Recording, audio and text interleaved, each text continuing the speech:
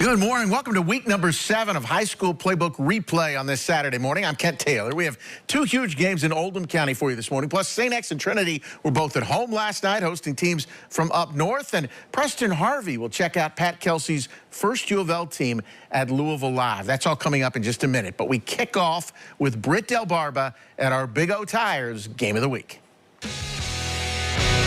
Franklin County showing up to North Oldham undefeated. Meanwhile, the Mustangs with a 5-1 record coming off back-to-back shutouts with a big-time challenge in front of them, slowing down Franklin County's high-flying offense. It's homecoming on the teal turf. The Mustangs looking to hand the Flyers their first loss. First quarter, Christian Moore busting through for the score, 7-0 Franklin County. Second quarter, on the return, Delano Collins. No one can catch this guy. Takes it all the way. His second punt return for a touchdown of the game, 31-0 Flyers. Before the break, Kingston Dugan looking. What's he do? Just takes it himself. Scrambles 26 yards to the house. North gets on the board 31-7. Third quarter, Knox Barrett, the freshman quarterback, hits Jacob Taylor. Takes it in for the TD. Franklin County wins it 45-14. We talk to our kids every day about remaining humble and continuing to do the work. You know, that's the first football game we've played since September 7th. Played one game in that time. So we were a little rusty, but we just want to keep working and getting better as we get into the district and close in on the playoffs. To win in November, you've got to be able to run the football and play good defense. So we base it on that, and then our athletes come into play. It's a good mix. It's a good combination. Our young quarterbacks coming along. So we like where we're at right now. North Oldham falls to 5-2, while Franklin County stays perfect. Reporting from North Oldham High School, Britt Del Barba, WLKY Sports. Thank you, Britt. Homecoming at South Oldham last night. Here, the king and queen. Congrats to them. Franklin County, not the only unbeaten team that ventured into the OC last night. Dennis Johnson, the former UK star, Jasper's dad, and 5-0 Woodford County visiting 5-1 South Oldham. Dragons up 18-7 late in the first half when Yellow Jackets quarterback Justice Wurtzler avoids the sack. And then he avoids a couple sacks. Then he throws the dart to Jalen Johnson for a 17-yard touchdown. It was 18-14 South at the half. Dragons add to that lead in the third. Julian Miles on the sweep, but they fell behind late, and with 23 seconds left, Ethan Arnold hit Miles for the game winner. The final 32-27 Dragons. South Oldham is 6-1. They've won 6 in a row. Future Tiger Night last night at St. X. Over 500 kids on the field before the game. This young lady getting in on the act, too, getting a hug from the Tiger. X hosting a RAL team that entered the night with the highest RPI in all of 6A. Mason Trimble and X driving. Mason tosses 1-2. Well, me. But they had to settle for the field goal and a 3-0 lead. Later in the second quarter, Marlon Harbin does what Marlon Harbin does. He breaks some tackles. He sprints 50 yards for the touchdown. It's 10-3 X. And guess what? Maybe you ought to keep giving the ball to Mr. Harbin. Here he is one more time on the pitch. This is a shorter touchdown. X wins it 31-24. Tigers are 4-2. They host Manual next Friday night in a big one. Trinity took another shot at St. X, this one in blue from Ohio. Kirk Herbstreit's son, Chase, the starting quarterback for the Bombers. Herbie was there last night, and he'll be at Cal this morning for game day, and then he's doing a game at Arkansas, all over the place. But I tell you what, his son faced a Stout Rocks defense. John Wilson with the sack here as Trinity pitched a shutout in the first half of this game. The Bombers' defense, tough too, but Trinity got on the board with Zane Johnson, connected with Jeremiah Lynn for the touchdown with 11 seconds left in the first half. Rocks win it. That would hold up. They win it 7-3. They're now 5-2. They host Ballard next Friday night. All right, before we get to Louisville Live, let's head to Lexington for a rematch of one of the thrillers from last postseason. Mayo at Frederick Douglass.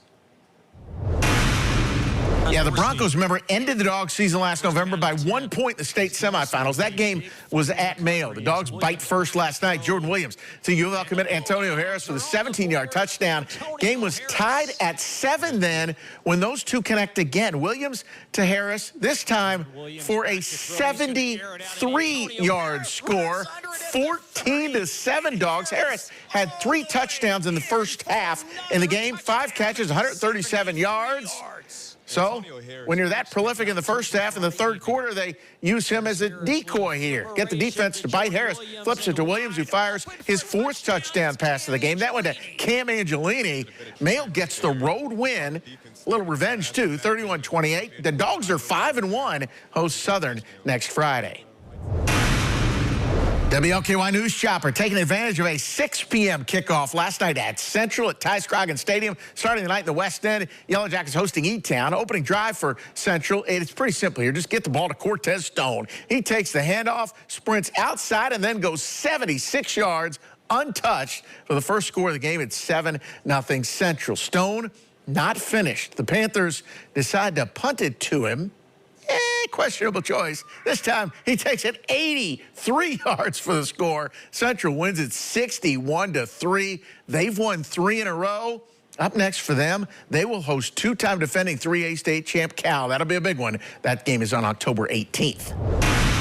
All right, the flight pattern included 2 states last night. WLKY News Chopper crossing the river over to Sellersburg, where Silver Creek hosted North Harrison. Cougars take the opening kickoff, go down the field. Bryce Fessel right up the middle for the 6-yard score. PAT no good. It's 6-0 North Harrison. The Dragons with an answer. The pitch to Jamari Powell. He absorbs the hit at the goal line and fights his way in. But Fessel scored twice for the Cougars. They win it 24-21.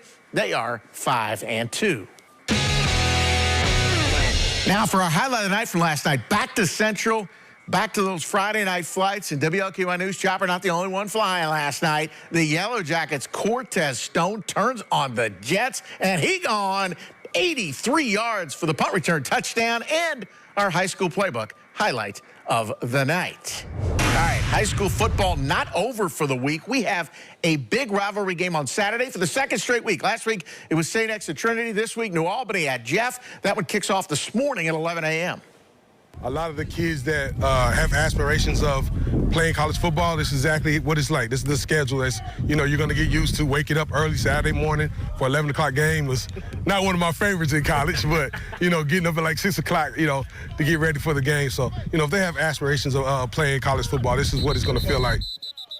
All right, it's October. That means basketball season's here as well. Louisville Live is back. A chance to meet the new faces for both Jeff Walz and Pat Kelsey last night at the KFC Yum Center. Our new face, Preston Harvey, was right in the middle of the action.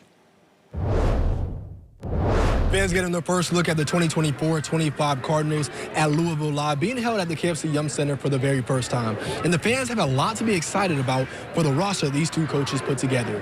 Jeff Walz entering his 18th year at Louisville and has one of the youngest rosters in years with 8 true freshmen. But the youth will allow this team to play fast. The last time Coach Walz had at least 6 true freshmen, the Cards made it to the Sweet 16 back in 2011. The Lady Cards will be tested early with 4 ranked opponents on its non-conference schedule. On the men's side, a fresh and energetic face in Pat Kelsey, the first-year head coach, building an experienced roster from the ground up this offseason. 12 transfers in total that have logged a lot of Division I minutes. With 2 talented rosters, I asked the student section who they think will lead the team in scoring this season. I think Terrence Edwards is going to lead the men's team in scoring simply because he's a great player from JMU, a beautiful transfer that we picked up. Coach Pat Kelsey knows what he's doing with this team. I feel like he's going to be a reliable scoring option 1. And then now for the women's team, I think Amari Berry, I think she's got great potential as a freshman. I think it's a bold take, but I think she could lead the women's team in scoring because she was a great recruit coming out of high school. I'll go Olivia Cochran. And for the men's, I'm going to go with Fats, Terrence Edwards. I think Fat will do that as well. For women's, I don't know. I think O could do it. I think Jada might have it. I'm excited to watch both teams, though. Pat Kelsey has become a fan favorite here at the University of Louisville, and if you attended tonight's Louisville Live, you got a pair of these, his signature glasses. I think they look pretty good. Ken, I'll bring you a pair back tonight. Reporting in Louisville, I'm Preston Harvey, WLKY Sports.